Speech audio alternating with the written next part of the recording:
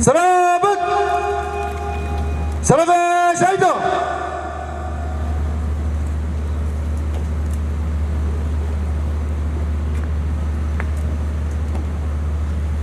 وأحيي هذه المقاومة التاريخية التي قادها قائدنا وسار في دربها رفاقنا المناضلين الرفاق الجيريلا الذين ناضلوا في 4 أجزاء كردستان وانتشروا إلى جميع أنحاء العالم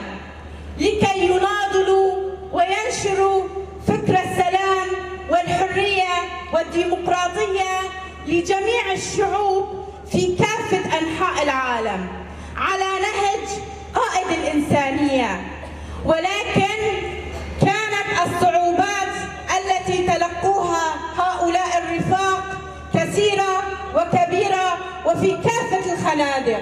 اليوم نرى رفاقنا بالجبال كيف يناضلون عن هذا الشعب الذي آمن بفكرة أخوة الشعوب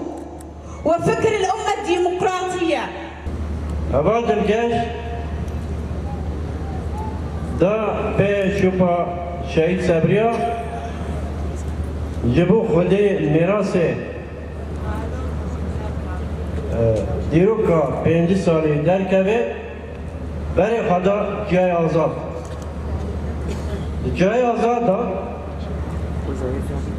به سالها شرکت جبو خودی درکتنا نرخ تکوشینا بردیما لروجاوا پیش خستیه برانبری دجمنه دجی مروفاتیه شهید کرد شرک کرد بچار ریوان خوابا کردن کربان شهیدا هر شهید که دبه شورا شما مازن دبه لبرویجی تابای دنیای دولت سردست اهگمون املیگری ترساخا لپروژه رهبر پو لشورش آزادی هنه بسالا